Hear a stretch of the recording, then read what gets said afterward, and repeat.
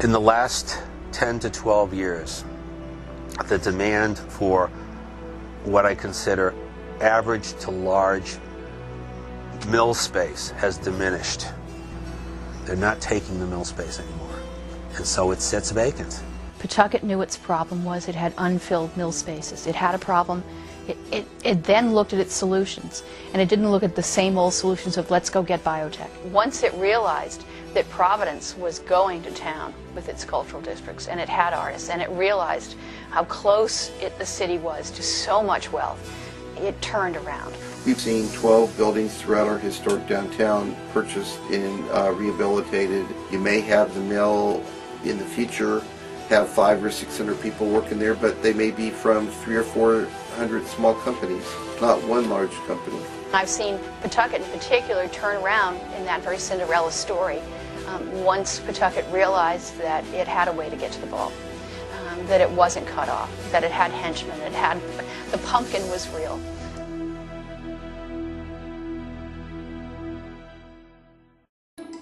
Pawtucket was actually a ship repairing industry, and before any of the mills were here, it was really a village of artisans and craftspeople. Spinners, sailmakers, rope makers, iron workers, forges filled the whole area along the falls and the river.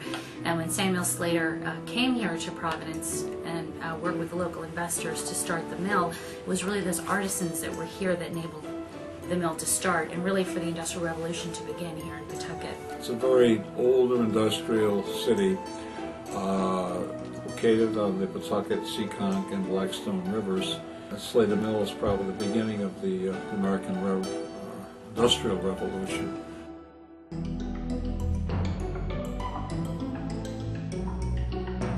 Just as people have reputations that they've either earned or have thrust upon them in their lifetime, cities, states, same way. 60 years ago we had a mayor who was infamous. His name was Thomas McCoy, and Thomas McCoy appealed to the people of the city because he always kept the tax rate low, and he took care of many of the political elements of the city and the ethnic groups in the city, and he endeared himself to them. But there are a lot of people who felt that his administration wasn't the most ethical or the most honest at that point in time. And from then on, the city developed I think a reputation that came with it as a city that the newspapers would project as a city that had problems, where favoritism existed, where politics took over.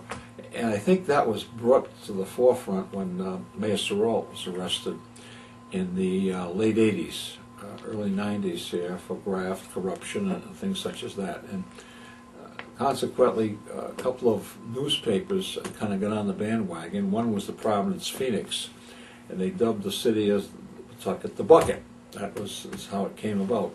And it was said for different reasons. One because of that, the other because of its hard scrabble background of people of various nationalities coming in here, low self-esteem, low affluence. I think it was a myriad of things that came together that consequently earned us that name. And the name stuck for a while.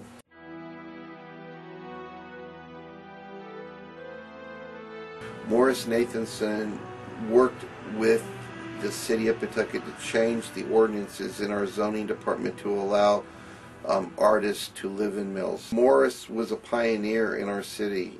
Okay, it's 25 years ago. He was one of the first major forces in the city of Pawtucket to push arts as an economic engine. I went to the city council and convinced them to create special zoning for work, live-in, which did not exist in Rhode Island at the time.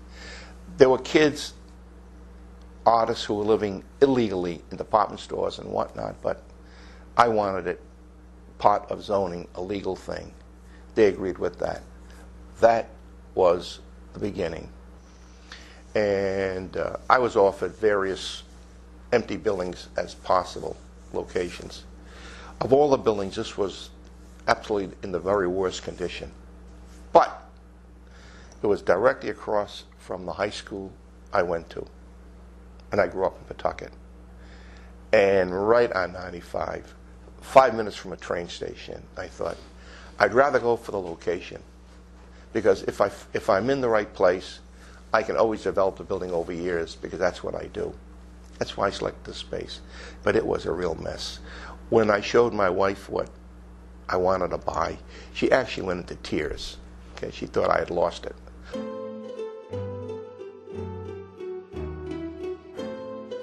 One of our strategies to revigorate our Pawtucket downtown was to create density throughout our downtown, because you need people to support the local retail. What we did was we were able to, because of our arts district and developers, get 2 projects off the ground within our downtown.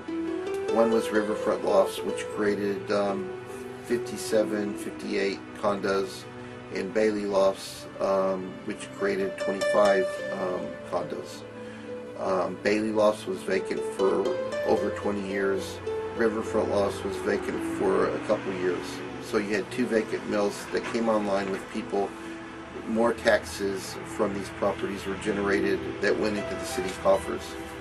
Right now we have 2 more mill projects that are in the line.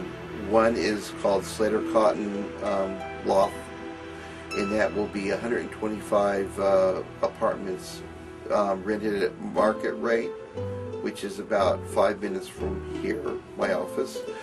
And Union Wadding will be 245 condos. The first phase will be to build out over 90 condos. Okay, that's going to add hundreds of people in the downtown.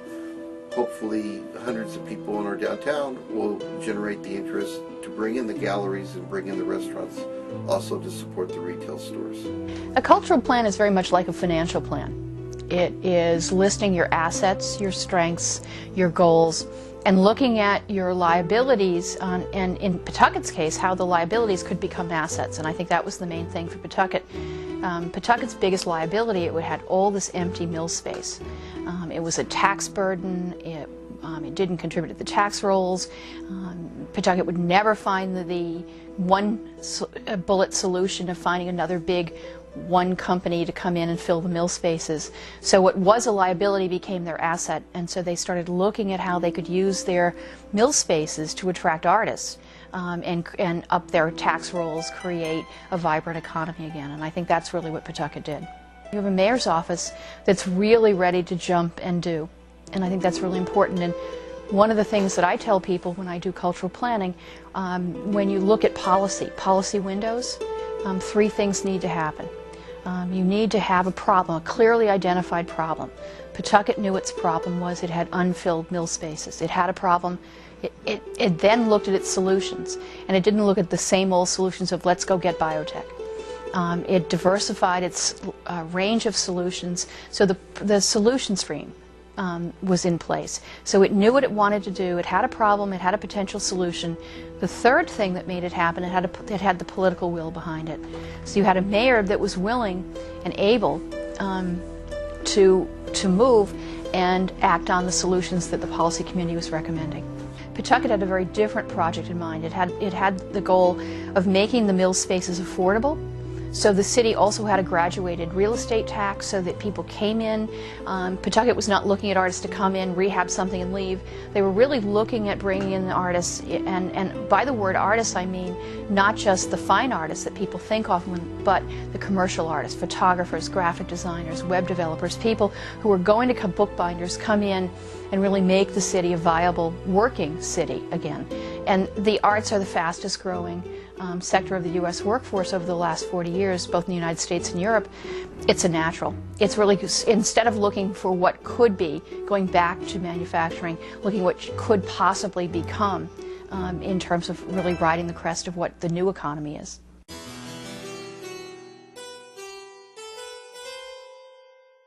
Approximately 12 years ago, we were going through a renaissance in Providence, Rhode Island. Some mill complexes were being redeveloped, partially torn down. Highways were being developed, and mills were being torn down for that development. Consequently, that caused an awful lot of artists to lose their studios that had been in existence for many years. At that point, there was a glut of artists looking for studio space, and at that time I managed the building at 545 Pawtucket Avenue. That owner, Robert Ball, agreed to allow me to break up some of his vacant space, and 18,000 square feet was broken up into 12 spaces, and we rented it in 30 days. After that success, Mr. Ball continued to invest in his mills, and we have successfully redeveloped the majority of his buildings. In the late 1990s, the city of Pawtucket looked for ways to re-energize and reinvigorate, economically speaking, its downtown core and the city itself. We went to the General Assembly and introduced legislation to create a state arts and entertainment district. We were successful, and in January 1999, we were able to kick off the establishment of a 307-acre arts and entertainment district. Artists who lived in this district were able to receive state income tax incentives by living or working in this arts district. Because of this arts district, over the last 9.5 years, we've seen hundreds of artists move throughout our city and in our arts district, and we are experiencing one of the biggest building booms in 30 to 40 years. You have to be certified by the state tax office and the state council for the arts. Once you're eligible, once you're certified, if you live in an arts district and you make your one-of-a-kind artwork, you do not have to declare that money, the income that you make, on your state income tax, on your federal income tax. If you have a gallery in your studio, or if you have a gallery in a restaurant within an arts district, you do not have to charge sales tax. Providence, the rents in Providence were much higher, so Pawtucket became a natural for working artists to go because the spaces were affordable. The spaces also were affordable, and they were appropriately built. They were light industrial. An artist didn't have to come in and rip up the carpet. They were appropriate spaces for the kind of work that people would do with the sort of art forms that are being taught in this area. The Arts District encompasses all art forms. We have seen hundreds of artists move throughout our city into our Arts District: visual artists, sculptors, ceramicists, any type of metal workers, sculptors, any type of artists that you can see anywhere in the country is in our arts district and in our city. We were able to, because of our arts district and the sizzle that it created, we were able to bring in Stone Soup Coffee House, one of New England's oldest coffee houses, and on Saturday nights throughout the year they have folk music. The GAM Theater, one of the premier theater groups in the state, is now located in the historic Armory in Pawtucket, and the Mixed Magic Theater is on Main Street.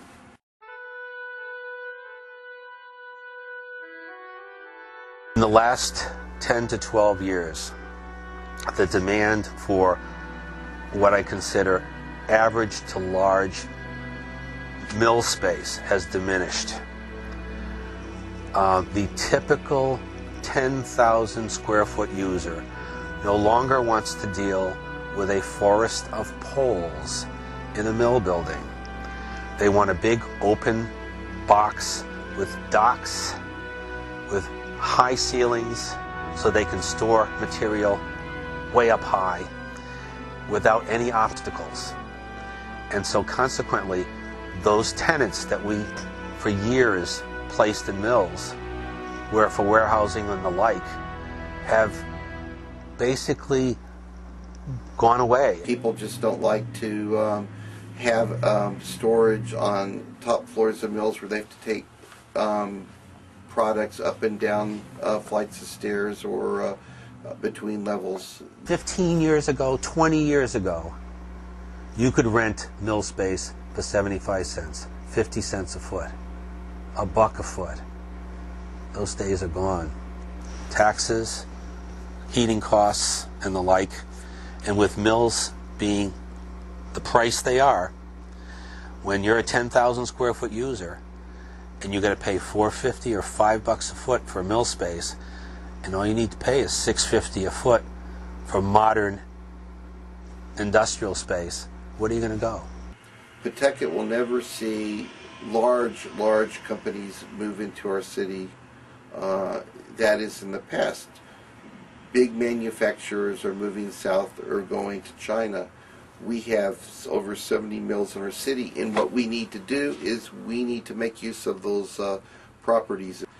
Pawtucket has a philosophy that all artists are small businesses, and you may have a mill that could have had 500 or 600 people in it.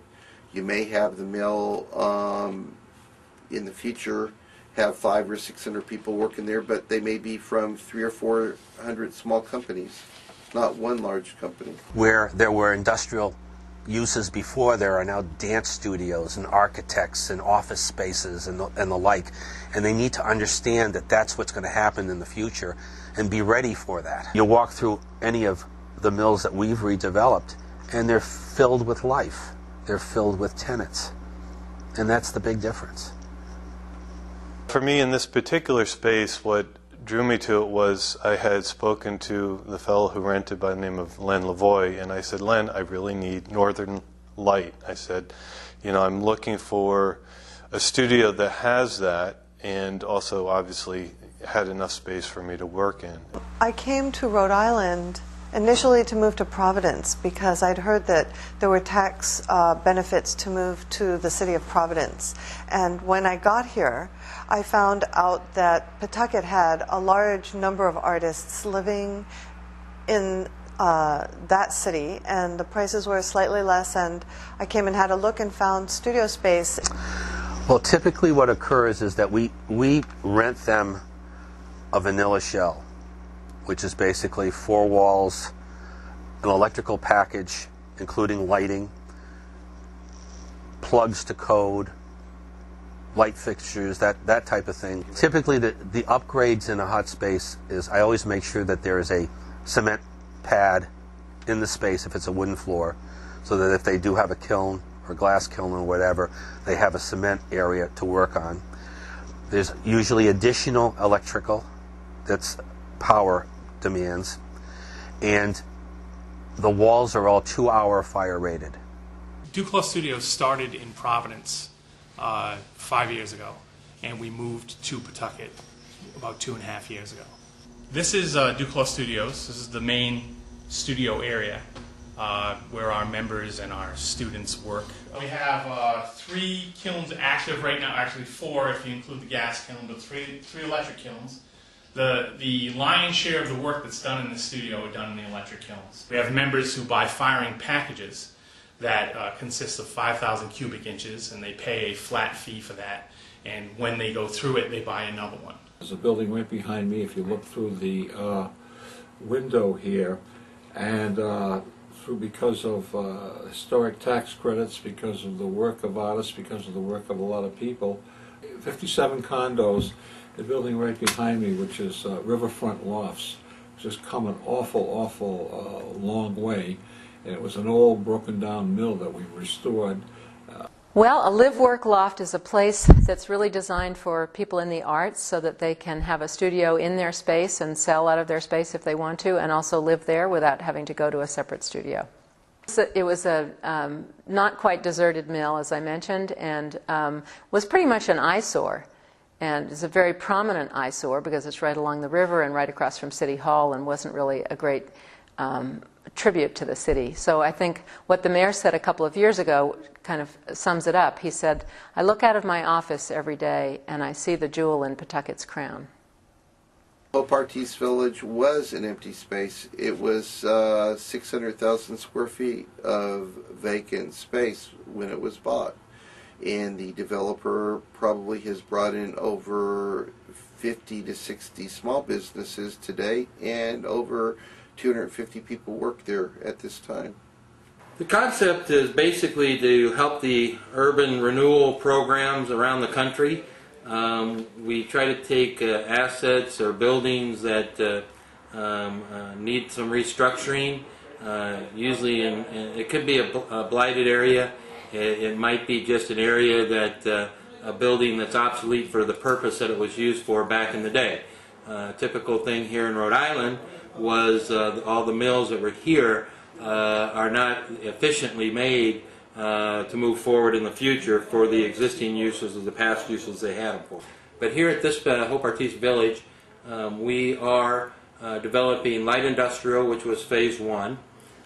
We have retail, which is being done as we speak. In fact, we presently have about 40,000 square foot of retail presently done.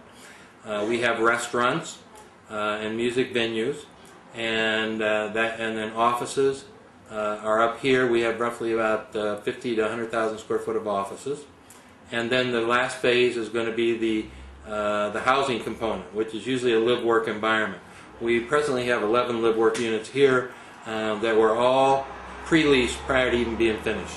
When we first walked through this building, which has been about 3 years ago now, this building was going to be tore down, the building we're in right now, which is Hope Artiste Village. It's a little over 600,000 square feet.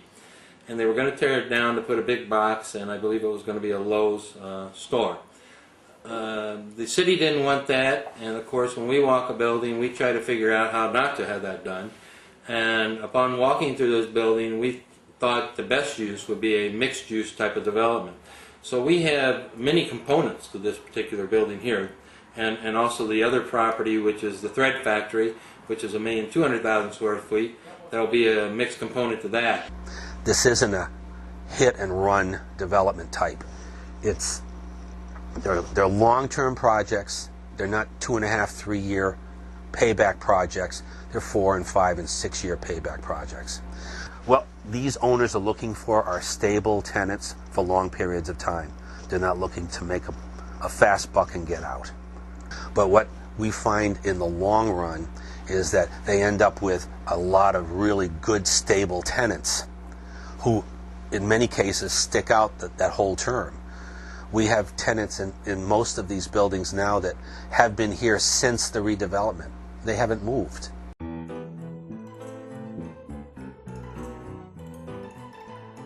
Jay Hogue and Mike Lozano were two individuals from Providence. They were in the art scene in Providence, and they saw a neat vacant building in downtown. And they came here through historic tax credits and through a lot of sweat equity. They renovated an old department store, I believe, and they created a place to give synergy to creative sector companies, small companies. Well, the original concept we had, it's got this, it's about 20,000 square feet. It's got a formerly retail feel to it. It was in fact a department store built in 1934. And after that, it's been cut up into smaller spaces, about 360 square foot each, about 18 by 20. What we decided to do, because the floor plate is so friendly and it's got these atrium skylights, much like the arcade downtown in Providence, was to make office space that was a little bit more, or could lend itself a little bit more to collaboration. Previously to this, I had a studio and a big mill, which was fantastic, but the truth of the matter is you never really see your neighbor. So I had other designers right down the hall from me that I would just never see. The idea here, because they were once retail, there's a lot of glass in the atrium, there's a lot of, there's very open, was to get people who had, small businesses, 1 or 2 people tops, who were previously working out of their home, who wanted to take that next step. And what we ended up getting was an architect, an interior designer, a few other web designers, industrial toy designer, a guy that used to work for Hasbro, ourselves, which is we do web and graphic design, a small art gallery, and a recording studio, as well as in the basement there's a large silkscreen poster shop.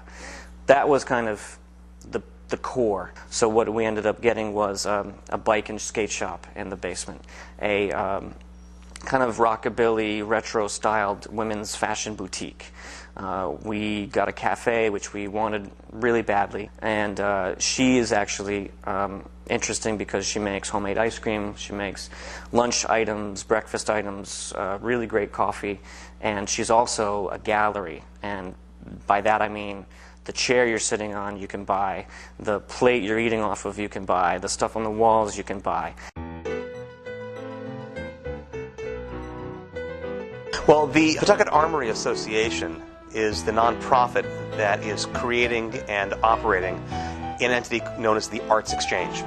The Arts Exchange is a center for the arts and arts education. The main artistic tenant is the Sandra Feinstein Gam Theater.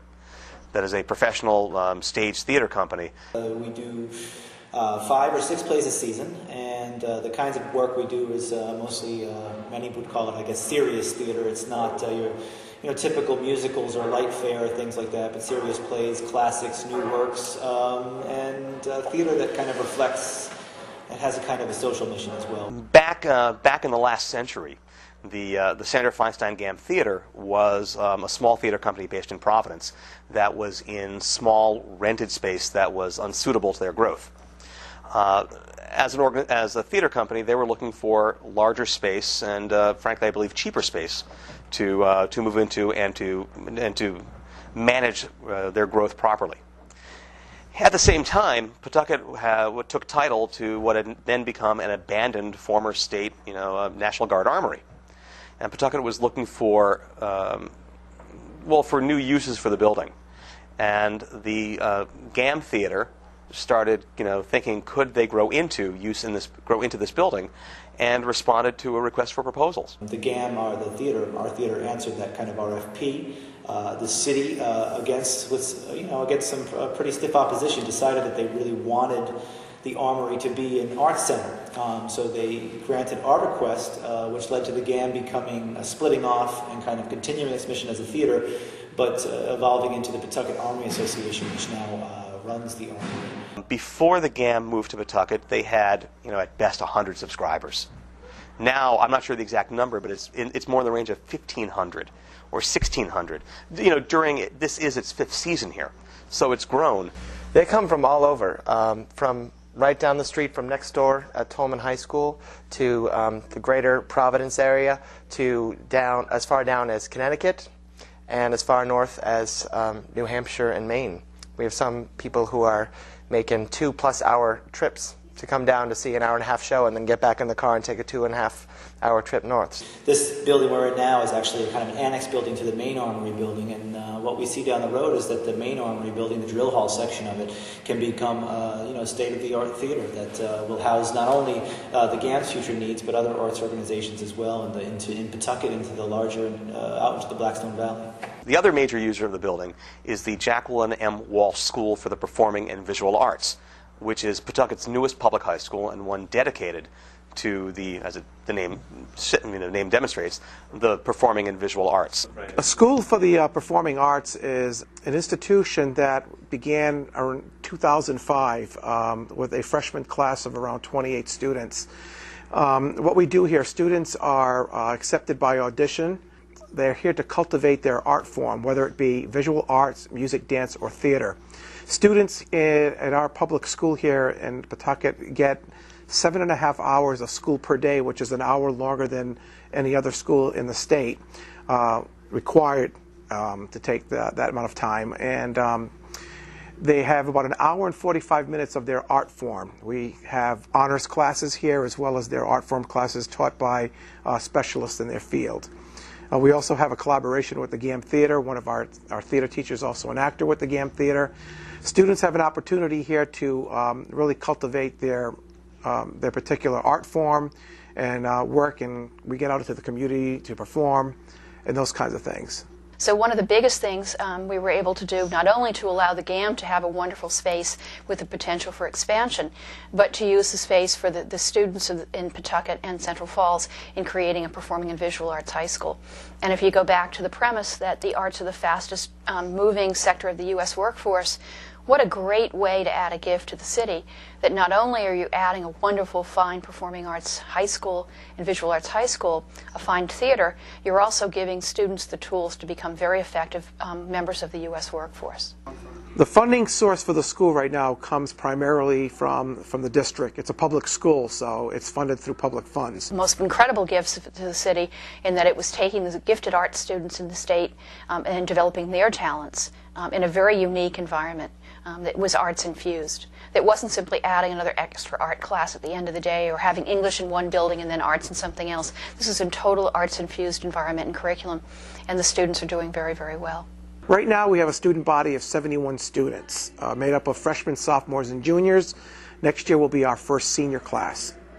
Having this art school here is really a big boost for our student body and also for the city as our students get out into the community to perform, art exhibits that we hold at different areas around the city, our collaborations with the Slater Mill, the Pawtucket Arts Collaborative, the Blackstone Valley Tourism Council. What better way for a city that's on a move to find itself through the arts than to have an arts-rich environment in the schools? The bottom line of all this is nothing we do works if it does not help education. I cannot recall anything that was asked of the city, particularly the current mayor, Mayor Doyle, that has been denied us. Pawtucket they're visionaries. They really respect small business. They see artists as a viable participant in the community for growth. And they helped us in so many ways. One of the real integral reasons that Pawtucket has turned into such a vibrant art community really has to do with the fact that there are individuals in the city government who have been promoting this for years.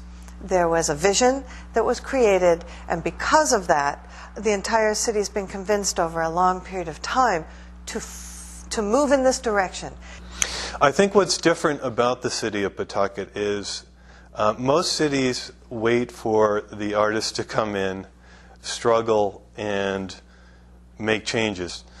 Pawtucket seems to be, right from the get-go with this change, putting a lot of effort into making the arts both accessible to the public and making the spaces more appealing for the artists. We also are the first city in the state to provide funding for art groups, 501c3s, to help them pay for their operating funds. We have $25,000 allocated in the city budget, and art groups like the Gammon Mixed Magic Theater and Stone Soup have come to the city, along with others, to get help paying the bills, paying the rent, paying their operating costs. We wanted to show the community that we were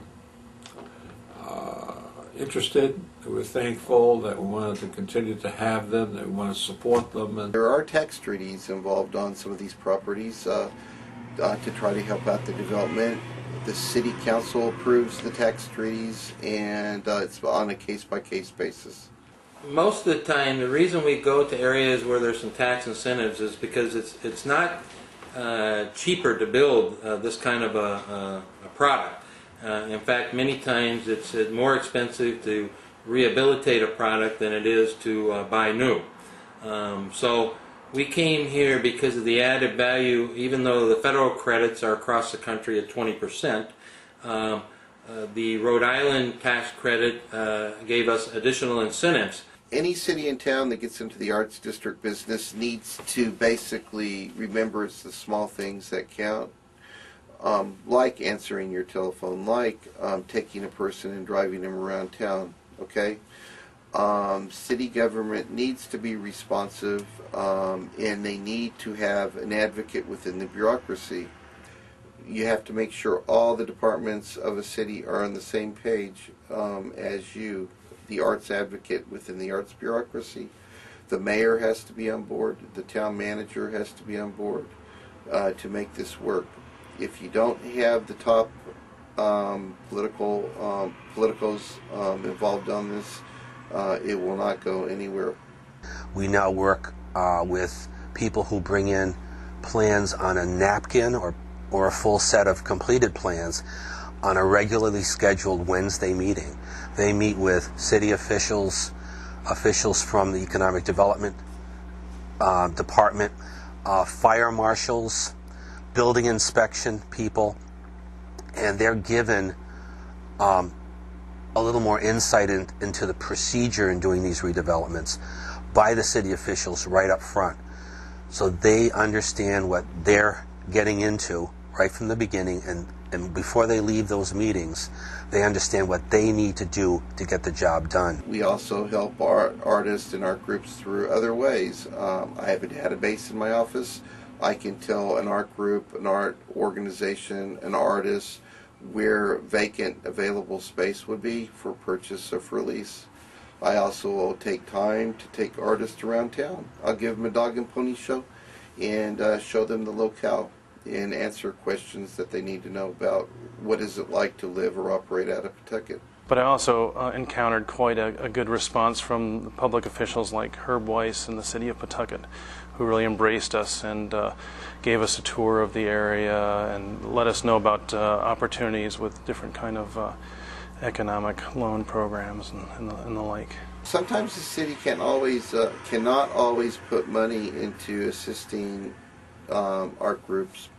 Sometimes it's the in-kind donation that makes the difference. And when the GAM Theater and Stone Soup wanted to relocate to the city of Pawtucket, we sent the Public Works trucks out to pick up their folding chairs, their lighting equipment, their sound systems, brought them back to Pawtucket. As Herb Weiss loves to say, it has walked its walk and talked its talk.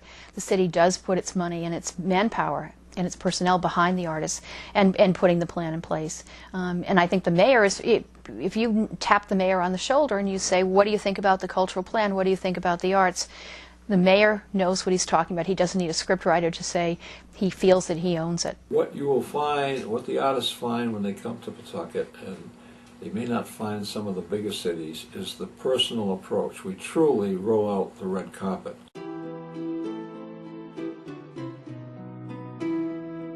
The Pawtucket Arts Festival was a tiny little backwater festival when it started.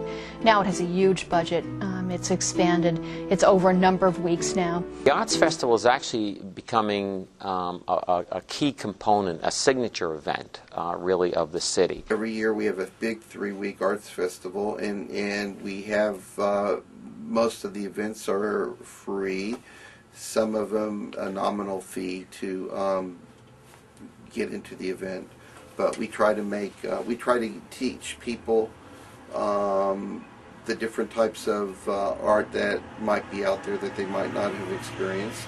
We try to show them the variety of artistic venues through the Pawtucket Arts Festival. Pawtucket voters didn't think they needed the arts until they had a wonderful arts festival. And then all of a sudden the Arts Gala became a pizza party. And in the first year, 500 people came. The second year, 2,000 people. And I think there were 10,000 people there last year. And it wasn't that they were celebrating high arts of Madison Avenue. They were celebrating arts of Pawtucket. And they felt that they had something that they were very proud of. So we've got some great performances happening. We've got dance. We've got the Slater Mill Labor and Ethnic Festival. This year we have an antique car show. We've got living sculpture in Slater Park.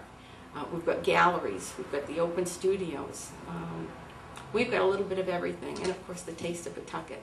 So, for the last 3 years, the Pawsox have come to the plate to kick off our arts festival with very well-known bands. 2006, the Pawsox brought the legendary Bob Dylan to McCoy Stadium. The house was packed with Bob Dylan fans who came from all over New England. Counting Crows came in 2007, and we had an event this year, the Dropkick Murphy.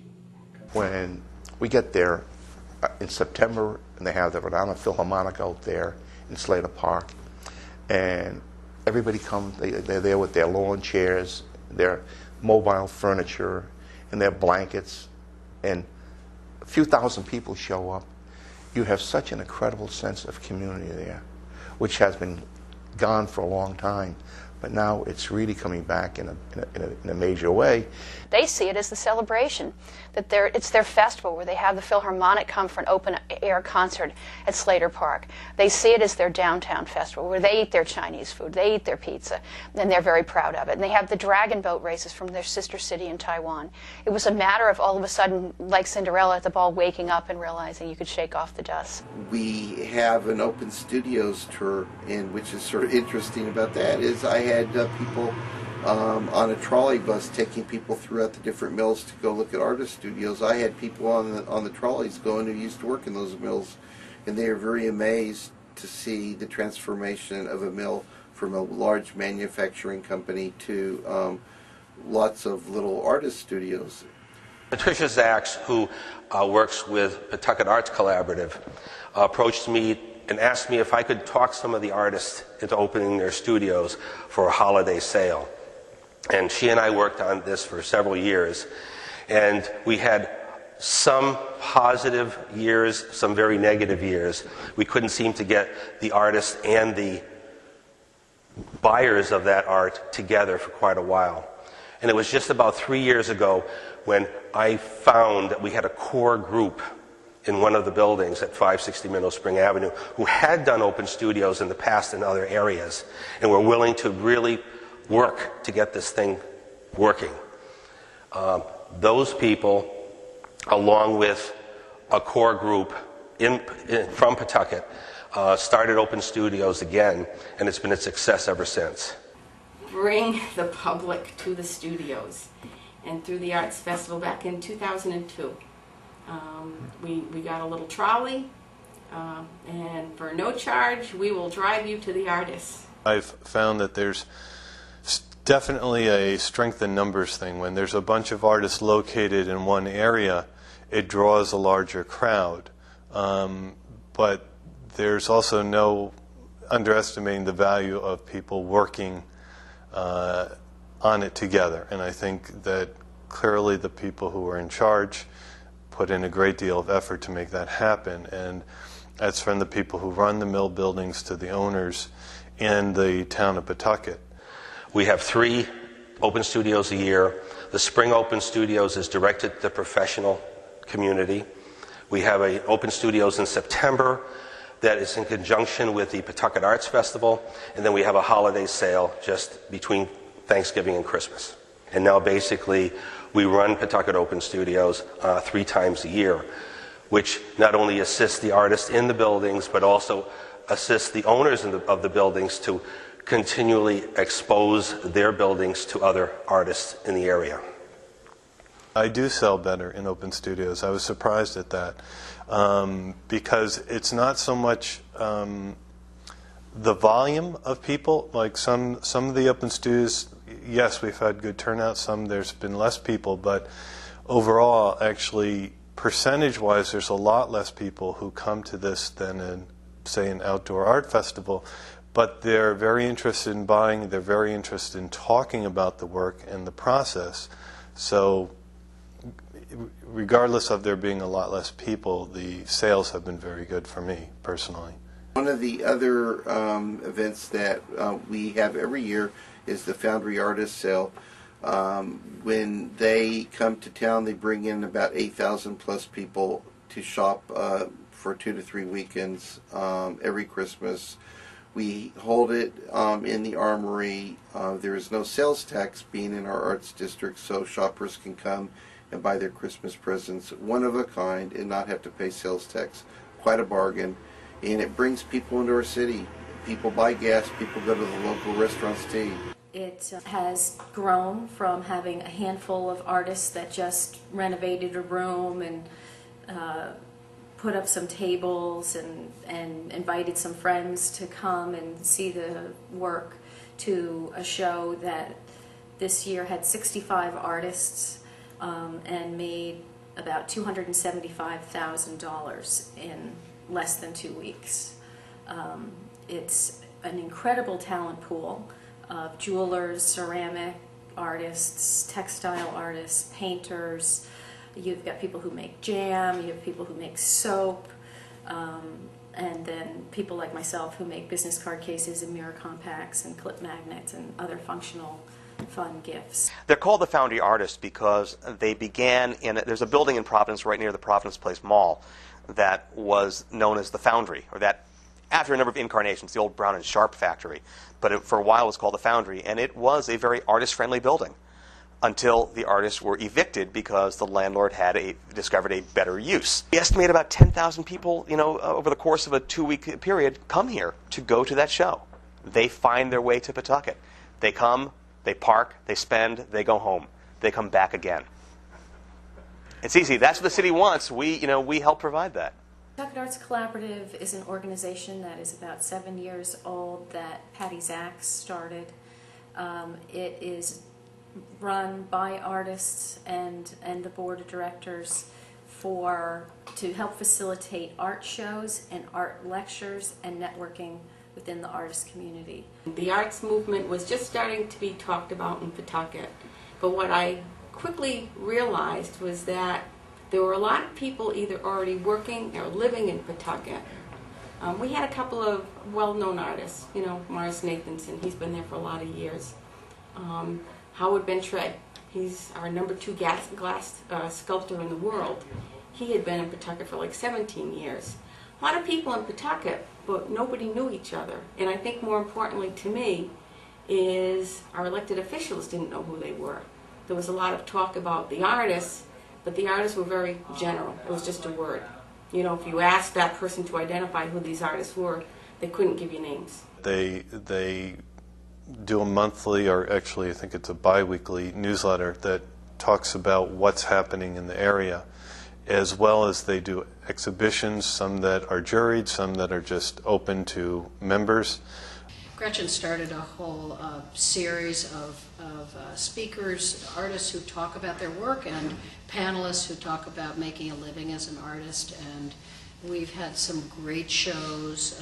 The show that's up right now is a 10 by 10 show. Every piece in it has to be 10 by 10 inches, and they're all $150. It doesn't net the artist a lot of money, but it does bring the community in with affordable arts. What you're doing, in essence, when you work alongside the arts community, is you're attracting small businesses to your community, and any city would just absolutely love to do that because small businesses are the lifeblood as far as expanding your city or your community. It's very, very important that you try and do that, and that's what's happened to us.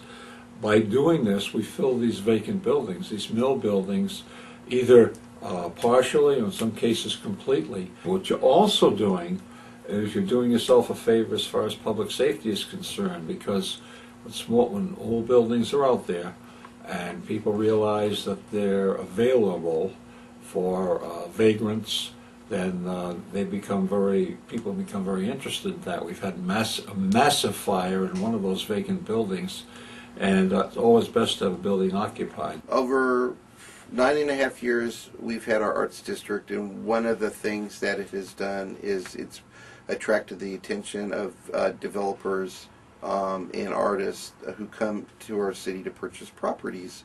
We probably have seen 12 buildings throughout our historic downtown purchased and rehabilitated and renovated by artists or creative sector companies. On the outskirts of our downtown, one developer came from California and purchased 2 large mill complexes, over 1.5 million square feet of space that is now being developed for artist studios, light manufacturing, and residential in retail. There is a tax benefit when developers come in and purchase the mills. We had the Riverfront Lofts, a mill right behind City Hall. It was purchased by a Boston developer, and the property taxes on that building before it was purchased was $17,000. It was vacant for 2 years.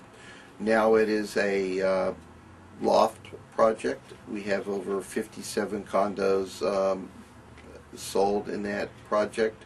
It brings in $250,000 a year from $17,000 to $250,000, the money going into the city coffers definitely benefits the city.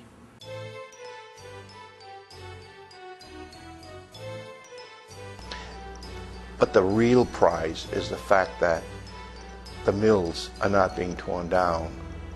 When you go into a community like Rhode Island, communities like Pawtucket, Central Falls, or Fall River, New Bedford, what happens if you remove these old mills, which have been so important to communities, you'll lobotomize your history. I get to Pawtucket and all of a sudden the sky opens up. I mean, the buildings are, there's hills and there's buildings that are low, and it's just a variety. It's not, I don't feel claustrophobic at all. I feel quite the opposite. I feel very excited about Pawtucket now, actually. It's very interesting. There's a sense of, Gretchen mentioned frontierism earlier. I think that's really true. It's like, oh yeah, we were there for, I mean, and we weren't, of course. Pawtucket's been around for a long time. Pawtucket's an amazing opportunity.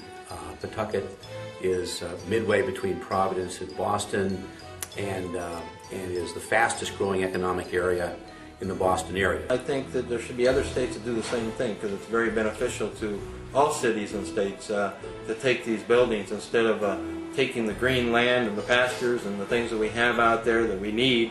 Where I see Pawtucket in the future is I hope to see a revigorated downtown. I hope to see the artist sort of like integrated in our community fabric. I hope to see people who have moved to the downtown join nonprofits, join civic groups to make positive differences in the city. And I hope to see people, when they're in Providence or Fall River or New Bedford or wherever they're at, and they say, man, the weekend's coming up, what are we going to do? And the response will be, let's go to Pawtucket, lots of things are happening. People used to call Pawtucket the bucket, and it was a derogatory term, but you know what?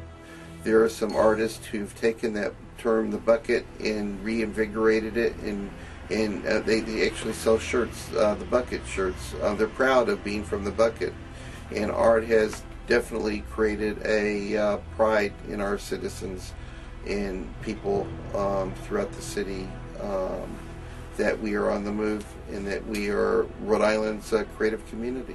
I've seen Pawtucket in particular turn around in that very Cinderella story once Pawtucket realized that it had a way to get to the ball, that it wasn't cut off, that it had henchmen, the pumpkin was real.